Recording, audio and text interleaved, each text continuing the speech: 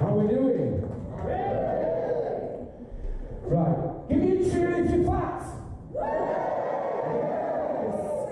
So am I. Gotta lose some timber. A doctor recently told me that I need to put down the beer and the crisps and to start to go for more long walks. And I took that advice more seriously, but it came from Dr. Michael Mosley. Michael went for a walk up a mountain in fucking Greece in 40-degree heat in sandals. Proof, if proof be needed, that just because you've spent 6 years at medical school doesn't mean you can't be a dopey cunt. It's Michael's wife I feel sorry for, obviously. She must have been absolutely devastated. She only had a 30-kilogram baggage allowance. He looked at least 80, 85. Enough controversy. You know, paedophilia. It's not as jaunty as it used to be when I was a kid, you know, in the 80s. I mean, when I was a kid, it was all wobble boards and Jim will fix it badges.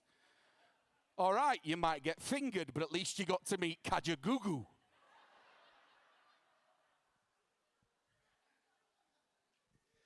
It seemed like every school in Sheffield had a pedo teacher when I was a lad. Mr. Morgan at my school. This is I ain't got time to even start with that.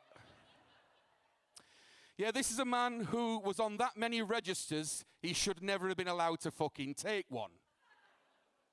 This is a man who tried to bum his inner child.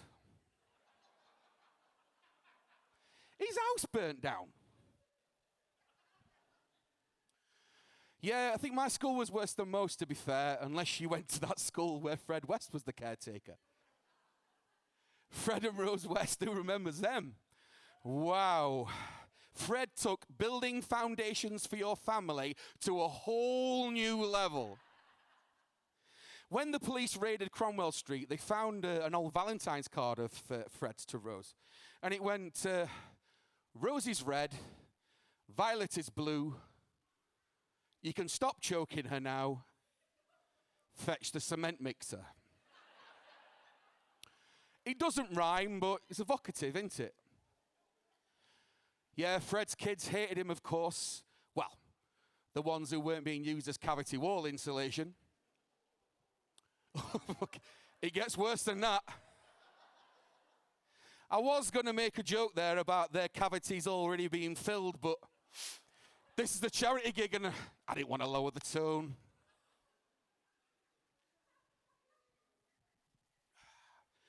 Yes. The breath of life. Talking of perverts, a mate of mine told me in great detail the other day about how he fucked a watermelon. Obviously, I asked, why?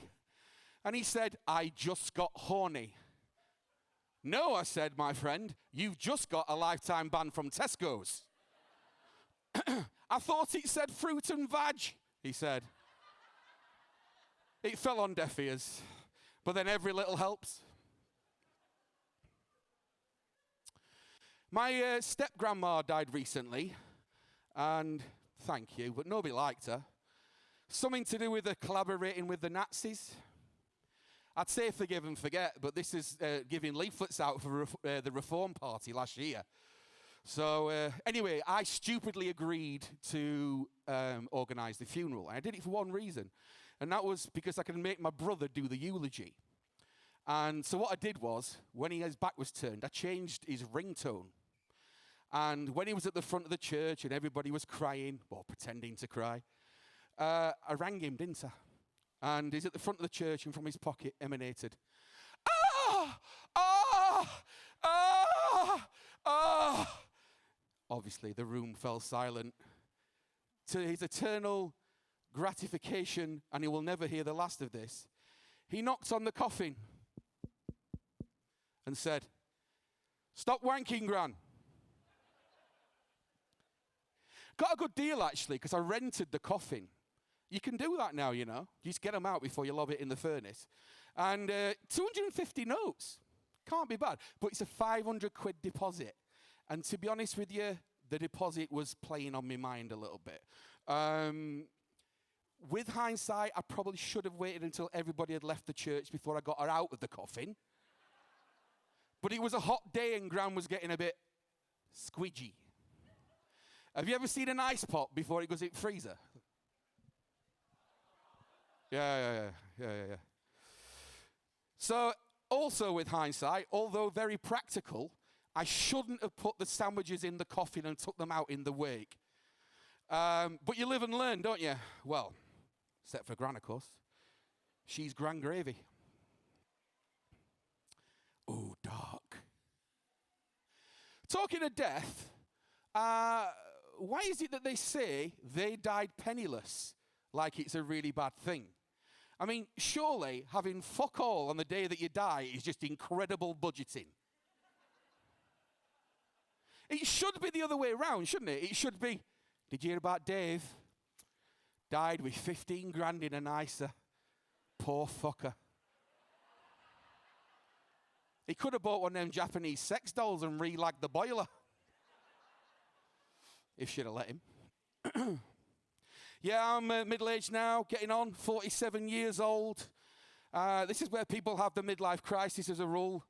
I thought to myself the other day, I think I'm actually having the midlife crisis in reverse.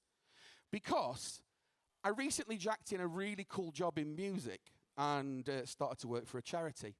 I stopped living in the hustle and bustle of Sheffield and moved to a sleepy village in Derbyshire. And there's only one thing for it, logic dictates. Now, my wife is here tonight, and I need to tell you, love, I'm sorry, but I'm trading you in for an older model.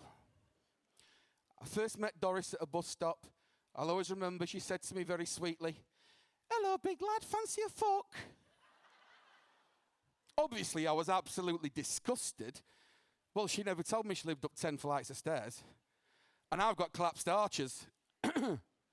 But, I love that one. Yeah, but the thing is, though, what you don't understand, Karen, is that she's a beautiful person. Not to look at, obviously, she's got a face like a lizard's cock. But inside, well, not inside either. She smells like Rick Stein's bins. But you don't know her, Karen.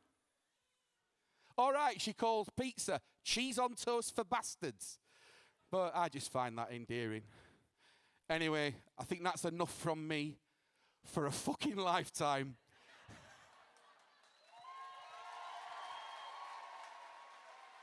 Give it up. Give it up for Matt Hume, everyone!